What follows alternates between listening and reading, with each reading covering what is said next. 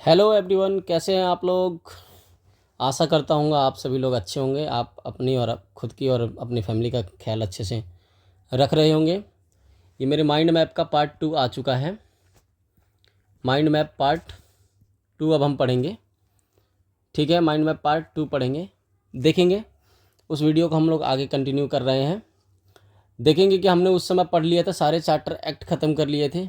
अब उसके बाद उसके हम आगे चलेंगे। इससे पहले आपको थोड़ा इंट्रोडक्शन दे देता हूँ। मेरा नाम कृष्णा प्रजापति है। मैं अभी न्यूली यूट्यूब पे आया हुआ हूँ और ये मैं माइंड मैप के थ्रू लूसेंट को कवर कर रहा हूँ। ठीक है, आप लोग मुझे प्यार और सपोर्ट करें। मेरे वीडियो को जितना हो सके उतना फैलाने की कोशिश करें और देखें कंटेंट अच्छा है नहीं अच्छा है। आप मुझे बताइए, मुझे क्या सुधार करने की ज़रूरत है, मुझे कमेंट भी करके बताइए। चलिए हम स्टार्ट करते हैं बिना किसी देरी के। ठीक है, चलिए भारत का संविधान हम पढ़ना शुरू करते हैं। हम लोग भारत का संविधान से स्टार्ट करेंगे। ठीक है, तो पहले आया संविधान सभा। ठीक है, संविधान सभा का विचार कब रखा गया है? 1924 में संविधान सभा का विचार रखा गया था। किसने रखा था विचार? मोतीलाल नेहरू ने लिखा था। क्वेश्चन ये भी आता है, मोतीलाल नेहरू किस पार्टी से बिलोंग करते थे? ये भी याद रखेंगे, स्वराज पार्टी से बिलोंग करते थे मोतीलाल नेहरू। ठीक है, तो संविधान सभा का विचार कब आया? 1924 में। कौन लाए? मोतीलाल नेहरू लाए। किस पार्टी से बिलोंग करते थे? स्वराज पार्टी से बिलोंग करते थे। ठीक है, उसके बारे में देखते हैं थोड़ा कैबिनेट मिशन के बारे में। कैबिनेट मिशन आया कब? 1946 में। ये आया था 1945 में ही, 1945 में ही आया था। लेकिन जो लागू हुआ ना, जो इंडिया के अंदर आया, बन गया था ये कैबिनेट मिशन जो आया था तुम्हारा 1946 में तो आया था, लेकिन ये बन गया था 1945 में। थोड़ा सा इस बात पे गौर करेंगे। ये 1945 में ही बन गया था, लेकिन 1946 में देश के अंदर अपने आया था। इसके अंदर 3 सदस्य थे। कौन कौन से थे?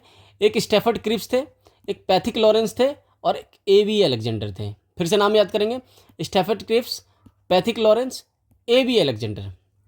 चलिए अब आगे चलते हैं। हम लोग देखते हैं संविधान सभा का गठन। अब हम बात करते हैं संविधान सभा का गठन कब हुआ था। संविधान सभा का गठन जुलाई 1946 में। ये डेट बहुत इंपॉर्टेंट है, इसको भी याद रखेंगे। जब संविधान सभा गठित की गई थी तो उसमें कुल सदस्य थे 389। ये आपको पॉइंट याद रखेंगे, बहुत इंपॉर्टेंट पॉइंट है, ये एग्जाम में पूछता है। ठीक है, 389 सदस्य थे। ठीक है, अब देखिए जरा ध्यान से, ये 389 सदस्यों का चुनाव हुआ। ये चुनाव होना है। इन 389 सदस्यों का चुनाव का प्रक्रिया क्या रहेगा? ठीक है, उस चुनाव की प्रक्रिया के बारे में थोड़ा सा देखेंगे। इसमें था 10 लाख की जनसंख्या पर एक सीट आवंटित की गई थी। कितने लाख की जनसंख्या पर? 10 लाख की। आज भी हमारे देश में चलता है, 10 लाख की जनसंख्या पर एक MLA चुना जाता है। ठीक है, अब देखिए 389 सदस्यों में से चुनाव हुआ सिर्फ 296 का। 296 सदस्यों का चुनाव हुआ, जिसमें कांग्रेस को मिले 208 सीट, मुस्लिम लीग को दिया गया 73 सीट और अन्य को मिला 15 सीट। ठीक है, ये याद रखेंगे, पहले याद रखेंगे। संविधान सभा का गठन हुआ जुलाई 1946 में। कुल सदस्य 389। चुनावी प्रक्रिया कैसे? 10 लाख की जनसंख्या पर एक सीट। चुनाव हेतु सदस्य कितने थे? 296 थे। हमें ये भी याद रखना है कि कुल सदस्य थे 389 और ये भी याद रखना है चुनाव हेतु सदस्य कितने उपस्थित थे? तो 296 उपस्थित थे, जिसमें से कांग्रेस को कितनी सीट है? 208 सीट, मुस्लिम लीग को कितनी सीट? 73 सीट और अन्य को 15 सीट। ये कब की बात कर रहा हूँ? जब संविधान सभा का गठन हुआ था। ठीक है, आगे चलते हैं। अब संविधान सभा की बैठकें होंगी। संविधान सभा की पहली बैठक हुई थी 9 दिसंबर 1946 को। ये डेट बहुत इंपॉर्टेंट है, याद रखेंगे। कब हुई थी संविधान सभा की पहली बैठक? 9 दिसंबर 1946 को। कहाँ हुई थी? पुस्तकालय भवन, नई दिल्ली में। कहाँ हुई थी? ये भी क्वेश्चन पूछता है कि संविधान सभा की पहली बैठक कहाँ हुई थी, तो पुस्तकालय भवन, नई दिल्ली में, याद रखेंगे। ठीक है, जिस दिन संविधान सभा की पहली बैठक हुई थी उस दिन स्थायी अध्यक्ष नहीं चुन पाया गया था, इसलिए अस्थायी अध्यक्ष चुना गया सच्चिदानंद सिन्हा जी को। ये सबसे उम्रदराज व्यक्ति थे, सबसे उम्रदराज व्यक्ति थे, इसलिए इनको चुन लिया गया। उम्रदराज व्यक्ति थे। ठीक है, लेकिन पहली बैठक का जो है मुस्लिम लीग ने बहिष्कार किया था और एक हैदराबाद एक ऐसी रियासत थी जिसने इसका क्या बोलते संविधान सभा के पहली बैठक का बहिष्कार किया था। ये भी पॉइंट याद रखेंगे। संविधान सभा की बैठक स्टार्ट हुई थी 9 दिसंबर 1946 को। कहाँ हुई थी? पुस्तकालय भवन, नई दिल्ली में। अस्थायी अध्यक्ष किसको चुना गया? सच्चिदानंद सिन्हा को। किस किस ने बहिष्कार किया था? एक मुस्लिम लीग के द्वारा बहिष्कार और हैदराबाद रियासत शामिल इसमें नहीं हुई थी। ठीक है, अब देखते हैं दूसरी बैठक होती है संविधान सभा की दूसरी बैठक होती है जस्ट 2 दिन के बाद 11 दिसंबर 1946 को। यहाँ पर स्थायी अध्यक्ष चुन लिया जाता है डॉक्टर राजेंद्र प्रसाद को। इनका नाम बहुत इंपॉर्टेंट है, याद रखेंगे। डॉक्टर राजेंद्र प्रसाद को संविधान सभा का अध्यक्ष जो है तुम्हारा, संविधान सभा का अध्यक्ष चुन लिया जाता है और 2 उपाध्यक्ष चुने जाते हैं। देखिए दोनों उपाध्यक्ष के नाम बहुत इंपॉर्टेंट है, याद रखेंगे। कौन कौन से थे? जो संविधान सभा का स्थायी अध्यक्ष जब चुन लिया गया था तो उसमें 2 उपाध्यक्ष चुने गए थे, उनका हम लोग नाम याद करेंगे। एक थे एच.सी. मुखर्जी, क्या नाम था? एच.सी. मुखर्जी, और दूसरे थे वी.टी. कृष्णामाचारी। इन दोनों जने का नाम बहुत इंपॉर्टेंट है, थोड़ा याद करेंगे, ठीक है। उसके बाद आगे चलते हैं हम लोग, फिर से देखते हैं संविधान सभा की बैठक जो हुई थी तुम्हारी, कब हुई थी? दूसरी बैठक हुई थी 11 दिसंबर 1946 को। स्थायी अध्यक्ष डॉक्टर राजेंद्र प्रसाद को चुना गया था। उपाध्यक्ष 2 चुने गए थे, कौन कौन से? एक एच.सी. मुखर्जी और एक वी.टी. कृष्णामाचारी, ठीक है। चलते हैं हम आगे अब, ठीक है। भारतीय संविधान की मुख्य समितियां, उनके अध्यक्ष जरा देखते हैं। ये कब? जब पहली बार संविधान सभा चुना गया था। संविधान सभा जब पहली बार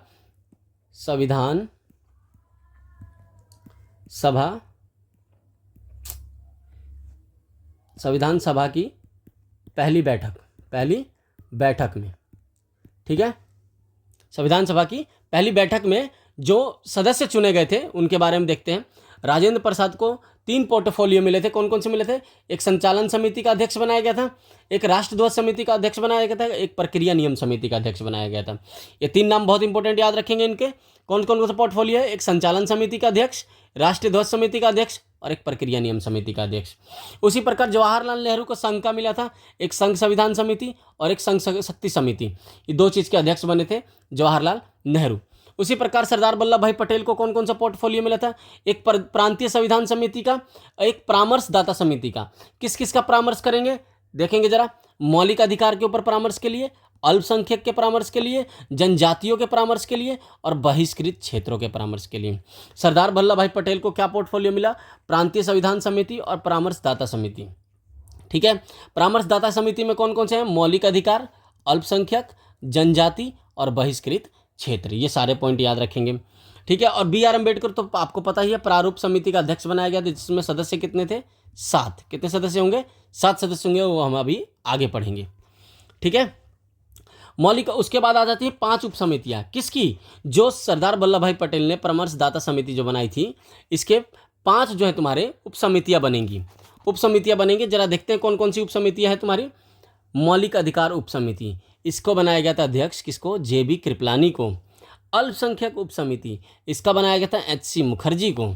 असम जनजाति क्षेत्र का बनाया गया था गोपीनाथ बोरदोलाई को। किसका? गोपीनाथ बोरदोलाई को। इसको असम का मुक्तिदाता कहा जाता है, जन्मदाता कहा जाता है, ठीक है। उसके बाद है बहिष्कृत और आंशिक क्षेत्र, असम को जो छोड़कर, क्योंकि असम तो यहाँ शामिल हो गया है। कौन है? गोपीनाथ बोरदोलाई हैं। बहिष्कृत और आंशिक क्षेत्र असम को छोड़कर ये बनाए गए ए.वी. ठक्कर, ठीक है। एक बार फिर से देखेंगे 5 उप समितियों में कौन? एक मौलिक अधिकार उप समिति जे.बी. कृपलानी, अल्पसंख्यक उप समिति एच.सी. मुखर्जी, असम जनजातीय क्षेत्र गोपीनाथ बोरदोलाई, बहिष्कृत और आंशिक क्षेत्र असम को छोड़कर ए.वी. ठक्कर। चलिए आगे चलते हैं। इसमें 5वीं उप समिति नहीं है, जो इंपॉर्टेंट था बस वही लिखा गया है। आगे चलते हैं हम लोग, ठीक है। अब बोल रहा है तुम्हारा, ठीक। अब देखिए जरा, ये दोबारा वही पन्ना आ गया ना, 1 मिनट, हाँ, ठीक।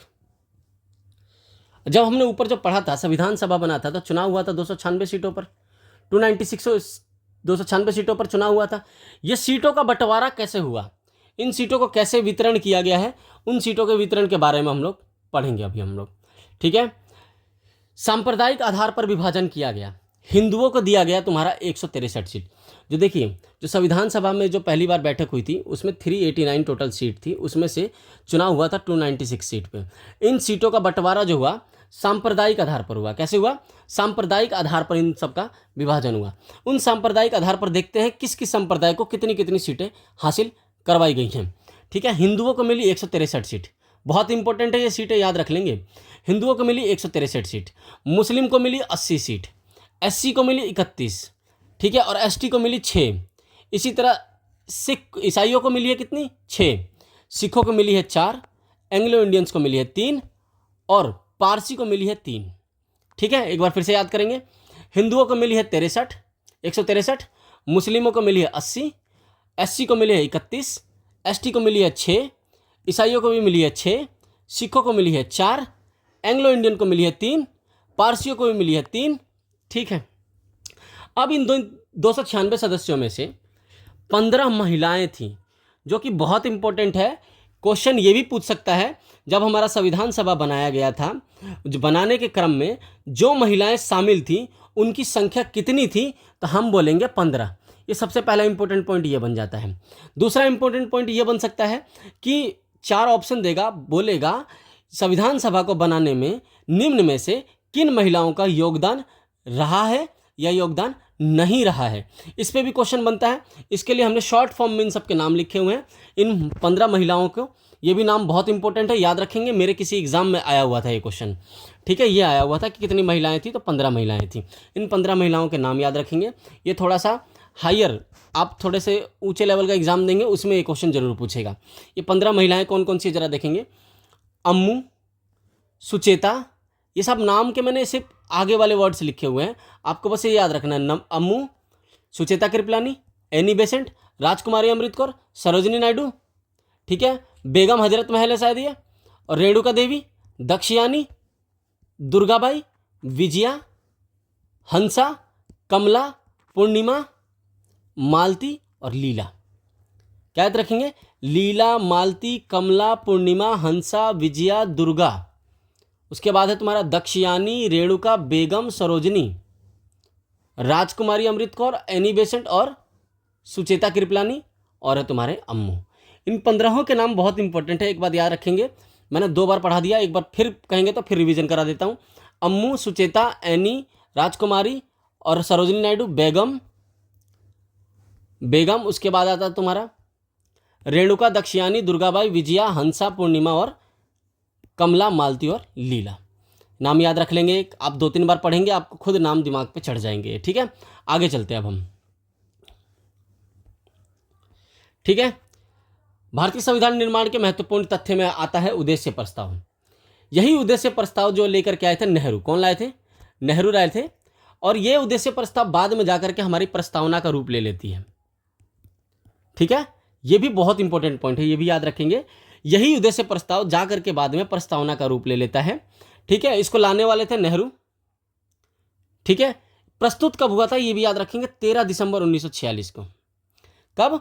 13 दिसंबर 1946 को, जब हमारी संविधान सभा की जो दूसरी बैठक हुई थी 11 दिसंबर 1946 को, उसके 2 दिन के बाद 13 दिसंबर 1946 को उद्देश्य प्रस्ताव प्रस्तुत कर दिया गया था। पारित कब हुआ? 22 जनवरी 1947 को। ये क्वेश्चन भी आता है, कब हुआ था? 22 जनवरी 1947 को। ठीक है, उद्देश्य प्रस्ताव के बारे में इतना इंपॉर्टेंट है। उसके बाद देखेंगे हम लोग प्रारूप समिति। मैंने बताया था प्रारूप समिति में कितने सदस्य थे? 7। अध्यक्ष कौन थे प्रारूप समिति के? आपने पढ़ा होगा ऊपर, BR अम्बेडकर। ठीक है ना। अब इसके बारे में देखते हैं। प्रारूप समिति का जो बनाने का जो विचार आया था, सबसे पहले MN रॉय के दिमाग में आया था। ये MN रॉय के दिमाग की उपज थी। बनाया कि इन्होंने, अध्यक्षता की इनकी BR अम्बेडकर ने। उपज किन के दिमाग की थी? BN राव के। ठीक है, और इसका गठन कब हुआ? 22 अगस्त 1947 को। डेट याद रखेंगे, सीधा डेट पूछता है, 29 अगस्त 1947 को। कब डेट याद रखेंगे? 29 अगस्त 1947 को। अध्यक्ष किसको चुना गया? BR अम्बेडकर को। इसमें टोटल बैठकें कितनी हुई? 141 बैठकें हुई है। यहाँ से भी इंपॉर्टेंट क्वेश्चन बन सकता है कि ड्राफ्टिंग कमेटी जब बनी या प्रारूप समिति जब बनी थी तो कुल कितनी बैठक हुई थी? 141 बैठक हुई थी। समय कितना लगा बाबू? तो 6 माह समय लगा है। ठीक है, और सदस्य कुल कितने हैं? 7। उन सदस्यों के नाम अब यहाँ पर हैं तुम्हारे। डॉक्टर BR अम्बेडकर जो कि अध्यक्ष चुने गए थे। दूसरे हैं N गोपालास्वामी अयंगर। तीसरे सैयद मोहम्मद सादुल्ला। चौथे सदस्य हैं अल्लादी कृष्ण स्वामी अय्यर। 5वें हैं कन्हैयालाल माणिकलाल मुंशी। 6ठे हैं BL मित्तर और 7वें हैं DP खेतान। BL मित्तर का स्थान किसने लिया? ये भी याद रख लेंगे, N माधव राव ने। DP खेतान का स्थान किसने लिया? TT कृष्णामाचारी ने। किसी कारण इनका पद जो है रिक्त हो गया। ठीक है, वो आकस्मिकताएं थी। ठीक है, स्थान लिया किसने? BL मित्तर का स्थान लिया N माधव राव ने। इनका नाम याद रखेंगे। DP खेतान का स्थान लिया TT कृष्णामाचारी ने। यानी बाद में ये दोनों अध्यक्ष बने थे। ठीक है, अध्यक्ष कह रहा हूं, सदस्य बने थे। ठीक है, आगे चलते हैं।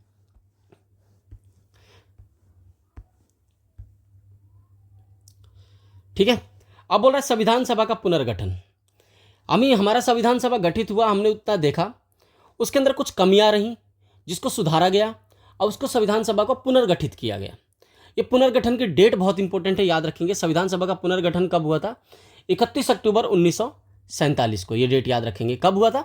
31 अक्टूबर 1947 को, ठीक है।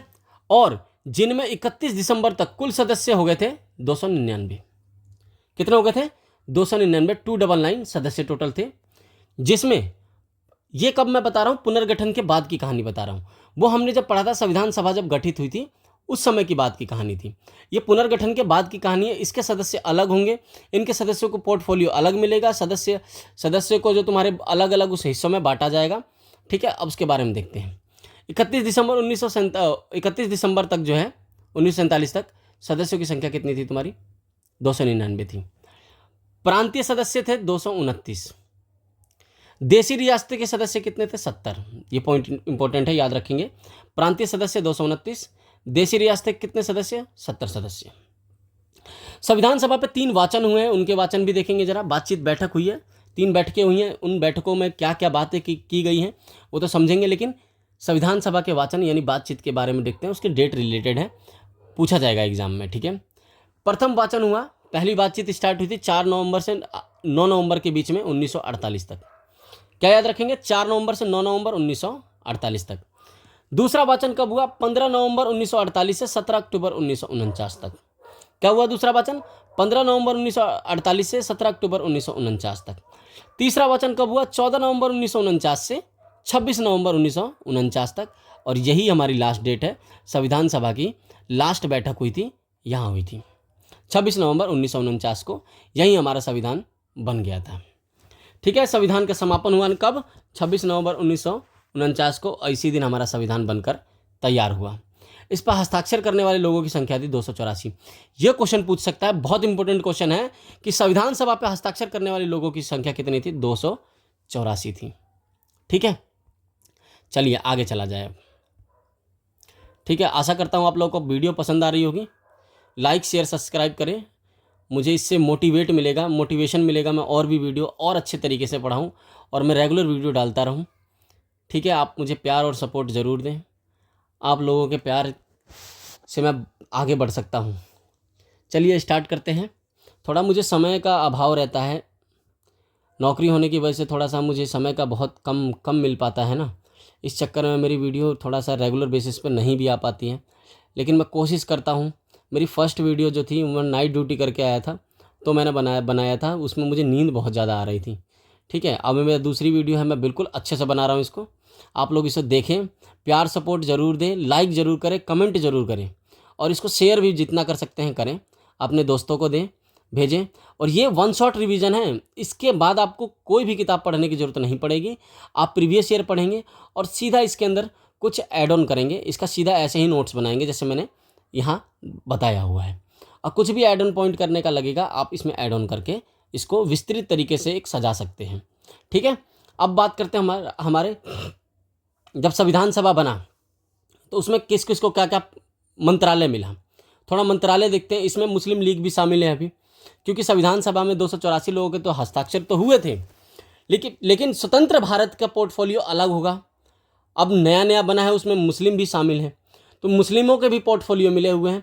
बाद में वो मुस्लिम सारे हट जाएंगे और सारे पोर्टफोलियो इंडियंस को मिल जाएगा, ठीक है। कांग्रेस पार्टी को मिल जाएगा। अभी देखते हैं ज़रा ध्यान से कि जवाहरलाल नेहरू, ठीक है, राष्ट्रमंडल का इनको अध्यक्ष बनाया गया था। राष्ट्रमंडल की सदस्यता में इनका बहुत बड़ा योगदान रहा है, ठीक है। राष्ट्रमंडल संबंधित कोई भी मामले जवाहरलाल नेहरू के अंडर में थे। विदेशी मामले जवाहरलाल नेहरू के अंडर में थे। कार्यकारी परिषद के उपाध्यक्ष थे, ठीक है। कार्यकारी परिषद के क्या थे? ये उपाध्यक्ष भी थे। सरदार वल्लभ भाई पटेल को गृह सूचना और प्रसारण मंत्रालय दिया गया था। क्या दिया गया था? गृह सूचना और प्रसारण मंत्रालय। बलदेव सिंह को रक्षा मंत्री बनाया गया था, ठीक है। जॉन मथाई को उद्योग और आपूर्ति मंत्री बनाया गया था। सी राजगोपालचारी को शिक्षा मंत्री बनाया गया था। राजेंद्र प्रसाद को खाद्य एवं कृषि मंत्री बनाया गया था, ठीक है। आसफ अली को रेलवे मंत्री बनाया गया था। सबसे पहले देखिए आसफ अली, ये मुस्लिम लीग के सदस्य होंगे। आसफ अली को रेलवे मंत्री, ये बाद में चेंज हो जाएंगे तुम्हारे, ठीक है। जगजीवन राव को श्रम मंत्री। CH भाभा को कारखाने एवं बंदरगाह मंत्री, ठीक है। अब मुस्लिम लीग के सदस्य अलग होंगे, सॉरी ये मुस्लिम लीग मैंने बोल दिया, ये मुस्लिम थे इस चक्कर में मैंने बोल दिया। ये रेलवे मंत्री बनाए गए थे आसफ अली। जगजीवन राव को श्रम मंत्री, CH भाभा कार्य खाने और बंदरगाह मंत्री। अब देखते हैं जो मुस्लिम लीग के सदस्य थे जिनको पोर्टफोलियो मिला हुआ था उसके बारे में देखते हैं, जिसका मंत्री बनाया गया था। लियाकत अली खान को बनाया गया था वित्त मंत्री। ये क्वेश्चन इंपॉर्टेंट है, आप देखेंगे अच्छे से, इसको अच्छे से याद करने की कोशिश करेंगे, ठीक है। आई चंद्रीगढ़ को बनाया गया था वाणिज्य मंत्री। अब्दुल रब नस्तर को बनाया गया था संचार मंत्री। जोगेंद्र नाथ मंडल ये बंगाल SCF चीफ थे, विधि या कानून मंत्री बनाया गया था। एक गजेंद्र अली खान, इनको स्वास्थ्य मंत्री बनाया गया था, ठीक है। एक बार फिर से इनके नाम एक बार देख लेंगे। चलिए दूसरे वाला जो सबसे इंपॉर्टेंट है वो ये है, स्वतंत्र भारत का ये पोर्टफोलियो, ये अध्यक्ष जिसका बनाया गया था, यही इंपॉर्टेंट है। यहीं से एग्जाम में सबसे इंपॉर्टेंट सवाल पूछता है। और एक मुस्लिम लीग के थोड़ी डेट देख लीजिएगा, कौन कौन व्यक्ति किससे जुड़े हुए हैं। स्वतंत्र भारत के मंत्री परिषद यानी 1947, ठीक है। भारत हमारा 1947 में आज़ाद हुआ था। अब इस स्वतंत्र भारत का मंत्री परिषद में कौन कौन बैठक में है और किस किस को क्या क्या चीज़ का अध्यक्ष बनाया गया है, अब जरा उसके बारे में देखते हैं। जवाहरलाल नेहरू हमारे PM चुन लिए गए हैं, यानी पहले PM जवाहरलाल नेहरू। राष्ट्रमंडल एवं विदेशी मामले का मंत्री भी यही थे, ये इनके अंडर में था अध्यक्ष, ठीक है। वैज्ञानिक शोध भी, आज भी साइंटिफिक रिसर्च जो आता है PM के अंडर में आता है, वैज्ञानिक शोध भी जवाहरलाल नेहरू के हाथ में था, ठीक है। सरदार वल्लभ भाई पटेल में हमने गृह सूचना प्रसारण पढ़ा था, लेकिन एक मामला और जुड़ गया, राज्यों के मामले, ठीक है। राज्यों के मामले सरदार वल्लभ भाई पटेल को दे दिए गए। राजेंद्र प्रसाद को खाद्य एवं कृषि मंत्री बनाया गया था, ठीक है। और मौलाना अबुल कलाम आज़ाद, ये मौलाना अबुल कलाम आज़ाद को हम लोग शिक्षा मंत्री बोलते हैं, पहले शिक्षा मंत्री, ठीक है ना। इनको हम पहले शिक्षा मंत्री बोला जाता है, इनको शिक्षा विभाग दिया गया था। जो इसमें पहले पहले दिए हुए हैं ना वही पहले पहले रहे हैं। अगर पूछेगा ना पहले खाद्य एवं कृषि मंत्री कौन थे, डॉक्टर राजेंद्र प्रसाद, बताएंगे आप। पहले विधि मंत्री कौन थे, तो ये बताएंगे डॉक्टर BR अम्बेडकर, ठीक है। पहले गृह मंत्रालय सूचना प्रसारण विभाग किसको दिया गया था, सरदार वल्लभ भाई पटेल को। पहला जिसका भी पूछेगा वो इन्हीं में से नाम आएगा। डॉक्टर BR अम्बेडकर को विधि मंत्री, पहले विधि मंत्री कौन थे, डॉक्टर BR अम्बेडकर, ठीक है। पहले रेल परिवहन मंत्री कौन थे तुम्हारे, जॉन मथाई। पहले श्रम मंत्री कौन थे तुम्हारे, तो जगजीवन राव। पहले रक्षा मंत्री कौन थे, तो बलदेव सिंह का नाम आता है। स्वास्थ्य मंत्री पहले कौन थे तुम्हारे, राजकुमारी अमृत कौर थी सबसे पहली स्वास्थ्य मंत्री। सबसे पहले वाणिज्य मंत्री कौन थे तुम्हारे, CH भाभा थे वाणिज्य मंत्री। संचार मंत्री पहले कौन थे तुम्हारा, रफ़ी अहमद किदवई थे तुम्हारे, ठीक है। सबसे पहले वित्त मंत्री, ये बहुत इंपॉर्टेंट है, षणमुखम सेठी, कई बार एग्जाम में रिपीट हो चुका है, ठीक है। सबसे पहले वित्त मंत्री कौन थे, RK षणमुखम सेठी, ठीक है। पहले उद्योग आपूर्ति मंत्री कौन थे, श्यामा प्रसाद मुखर्जी थे। उसके बाद लास्ट पढ़ेंगे, कार्य खान एवं ऊर्जा मंत्री पहले कौन थे, NV गॉडगिल थे, ठीक है।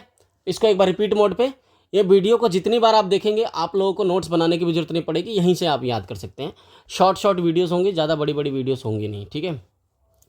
आगे हम पढ़ते हैं रियासती विभाग, जिससे जुड़े हुए हैं दो लोग का बहुत नाम इंपॉर्टेंट है। रियासती विभाग जो बनाया गया था किसके देख रेख में बनाया गया था, सरदार वल्लभ भाई पटेल। ये इसके प्रमुख थे या बोल सकते हैं अध्यक्ष थे। कौन थे ये इसके अध्यक्ष थे, सरदार वल्लभ भाई पटेल। कब बनाया गया था, 5 जुलाई 1947 को। ये डेट बहुत इंपॉर्टेंट है, इस डेट को भी याद रख लेंगे, ठीक है। कि रियासती विभाग, किसका विभाग, रियासती विभाग, ठीक है। रियासती विभाग कब बनाया गया तुम्हारा, रियासती विभाग स्थापना हुआ तुम्हारा 5 जुलाई 1947 को, ठीक है। और इसके प्रमुख थे सरदार वल्लभ भाई पटेल और इसके सचिव थे VP मेनन। इनका नाम याद रखेंगे।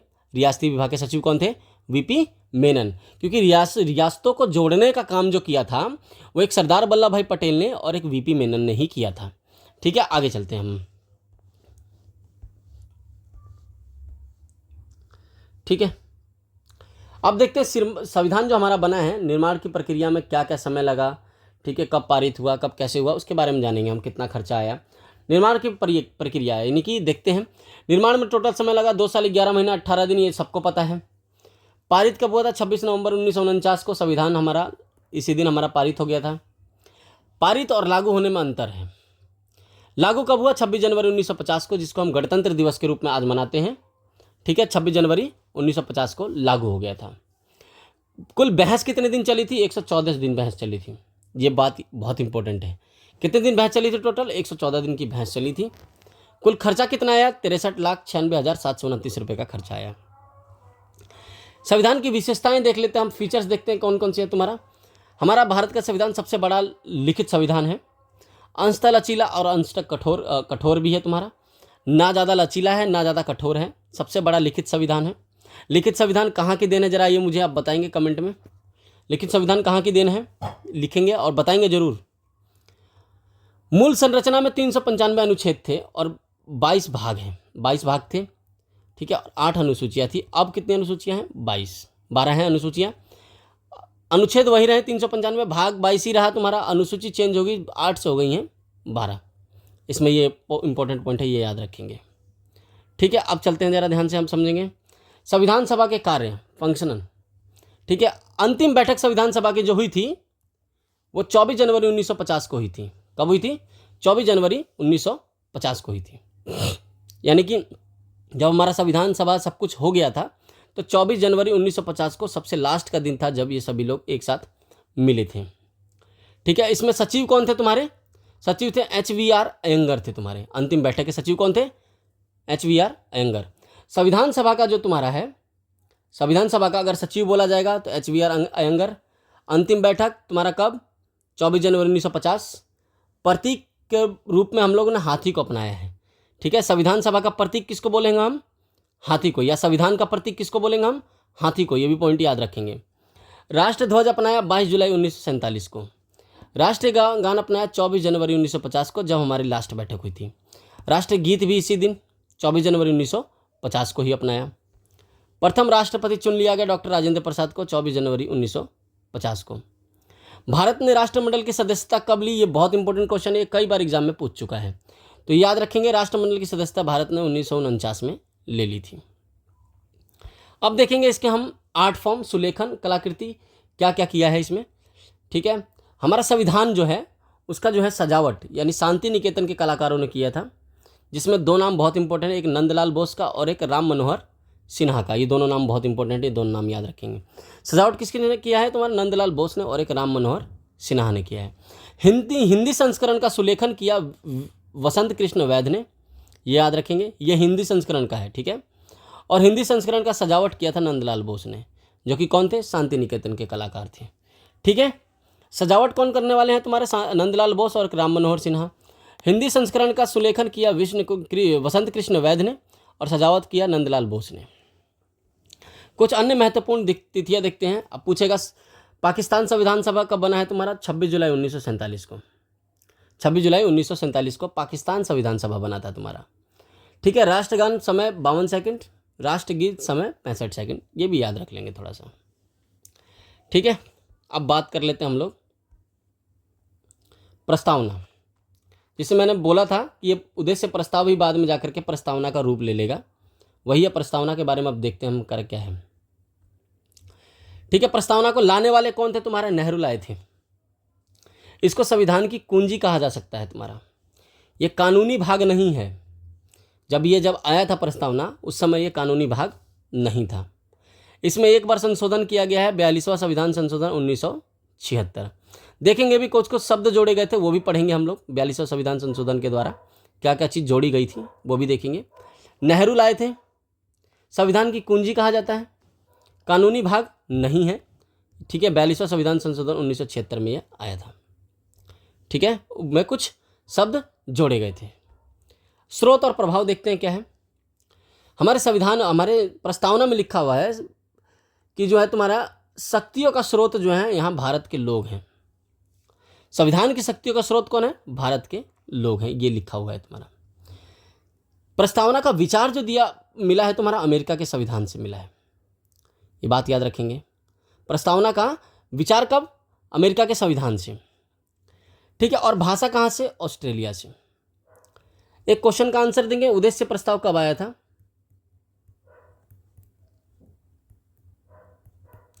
उद्देश्य प्रस्ताव कब आया था ये कमेंट में जरूर लिखेंगे, ठीक है। स्रोत एवं प्रभाव, शक्तियों का स्रोत भारत के लोग, विचार अमेरिका के संविधान से, प्रस्तावना का विचार कहाँ से?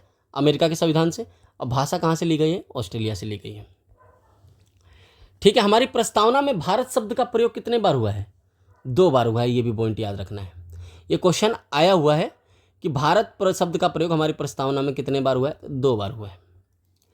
न्याय शब्द का प्रयोग कितने बार हुआ है? न्याय कितने प्रकार के हमारे प्रस्तावना में न्याय की बात कही गई है?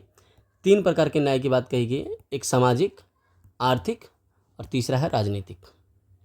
कौन कौन से सामाजिक न्याय होना चाहिए, आर्थिक न्याय होना चाहिए और राजनीतिक न्याय होना चाहिए? 3 प्रकार के न्याय होने चाहिए। ठीक है। और स्वतंत्रता 5 प्रकार की हमारी प्रस्तावना में कौन कौन से? एक विचार की, अभिव्यक्ति की, विश्वास की, धर्म की और उपासना की। विचार आप रखने के लिए स्वतंत्र हैं, आपको अपनी अभिव्यक्ति की स्वतंत्रता है, आप किसी भी चीज़ में विश्वास रख सकते हैं, इसकी स्वतंत्रता है, किसी भी धर्म को मान सकते हैं और किसी की भी उपासना कर सकते हैं, किसी की भी उपासना कर सकते हैं। ये 5 प्रकार की स्वतंत्रता है। समानता 2 प्रकार की हमारे प्रस्तावना में दी गई है। एक किस किस की? एक प्रतिष्ठा की और एक अवसर की समानता। यह अवसर की समानता गवर्नमेंट जॉब वाली है, जो आप सभी लोग अभी तैयारी कर रहे हैं, उसकी समानता है ये। ठीक है, आगे देखते हैं। हमारा यह हमारा लास्ट टॉपिक है। ठीक है, प्रस्तावना से रिलेटेड कुछ विवाद हुए हैं, विवाद खड़े हुए हैं, उनके बारे में हम लोग जानेंगे। सबसे पहला विवाद आया था यूनियन ऑफ इंडिया बनाम मदन गोपाल 1957 में। ठीक है, तो इसमें एक बात कही गई कि प्रस्तावना को न्यायालय में परिवर्तनीय नहीं है। क्यों?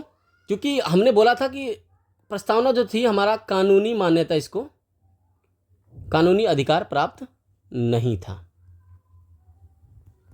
कानूनी अधिकार प्राप्त नहीं था। अभी आप लोगों ने ऊपर देखा, मैंने पढ़ाया था। ठीक है, उसके बाद तो ये बोलेगा अगर यूनियन ऑफ इंडिया बनाम मदन गोपाल कब हुआ था तुम्हारा ये विवाद, किससे रिलेटेड है? तुम्हारा प्रस्तावना से रिलेटेड है। विवाद कब हुआ? 1957 में हुआ। इसके अंदर क्या फैसला लिया गया कि प्रस्तावना को न्यायालय में परिवर्तन नहीं कर सकते। आया उसके बाद बेरुवाड़ी वाद 1960 का। इसमें क्या कहा गया? प्रस्तावना संविधान का भाग नहीं है, इन्होंने ये कहा। ठीक है, तो संविधान का भाग नहीं है तो संविधान संशोधन भी नहीं हो सकता इसमें। तो इन्होंने बोला कि अगर भाग नहीं है तो संविधान में संशोधन भी संभव नहीं है। ठीक है, इन्होंने बोला हम इसमें विधिक रूप से इसकी सहायता ले सकते हैं, मतलब संविधान की भाषा जहां संदिग्ध होगी वहां हम उसकी कानूनी सहायता लेंगे। अभी थोड़ी देर पहले बताया कि इसको कानूनी मान्यता प्राप्त नहीं थी, लेकिन इन्होंने बोला कि अगर संविधान की भाषा अगर संदिग्ध होगी तो इसमें हम कानूनी सहायता इसकी हम लेंगे। ठीक है, यही बेरुवाड़ी वाद के 3 पॉइंट याद रखेंगे। प्रस्तावना संविधान का भाग नहीं है इसलिए संशोधन नहीं हो सकता, अगर संविधान की भाषा संदिग्ध है तो कानूनी सहायता ली जाएगी। ठीक है, उसके बाद सबसे फेमस केस आता है केशवानंद भारती बनाम केरल राज्य 1973। ये डेट याद रखेंगे। बेरुवाड़ी वाद का ये डेट याद रखेंगे, 1960 है। केशवानंद भारती बनाम केरल राज्य 1973 में क्या हुआ? इन्होंने प्रस्तावना का संविधान का अंग माना। जब प्रस्तावना को संविधान का अंग माना है तो इसका मतलब संशोधन भी हो सकता है अब इसमें। ठीक है, अभी केशवानंद भारती के मामले में ही 1973 में ही मूल ढांचा का सिद्धांत दिया गया, थ्योरी ऑफ बेसिक स्ट्रक्चर। इसमें बताया गया कि आप संविधान हमारे प्रस्तावना में आप छेड़छाड़ कर सकते हैं, लेकिन उसके बेसिक फीचर यानी बेसिक स्ट्रक्चर पे, मूल ढांचे पे किसी प्रकार का कोई प्रॉब्लम नहीं होना चाहिए, कोई दिक्कत नहीं आनी चाहिए, ना कोई बदलाव होना चाहिए। ठीक है, आप संशोधन कर सकते हैं लेकिन बेसिक फीचर पे आप लोग छेड़छाड़ नहीं कर सकते, जो संविधान की मूल प्रीति पे लिखा हुआ है। आगे चलते हैं हम लोग। अब चलिए आज के लिए अब इतना ही रहने देते हैं। The end. आशा करता हूँ आप लोगों को क्लास पसंद आ रही होगी। वीडियो को शेयर एंड सब्सक्राइब जरूर करें, मुझे सपोर्ट करें। आपका ही मित्र हूँ एक तरह से मैं भी। मैंने भी बहुत मेहनत करी है यहाँ तक पहुँचने के लिए। नौकरी बहुत मेहनत से मिलती है, आप लोग मेहनत करेंगे रेगुलर इन वीडियो पर अगर आप बने रहते हैं तो आप लोगों को कहीं से कुछ भी पढ़ने के लिए ज़रूरत नहीं है। जो बिगिनर हैं उनके लिए तो ये वरदान है, और जिन्होंने पहले से पढ़ लिया है उनके रिवीजन पर्पज़ के लिए बहुत अच्छा है। आप इसको पढ़ें और शेयर करें, दोस्तों को ज़रूर बताएं। ठीक है, चलिए साइनिंग ऑफ।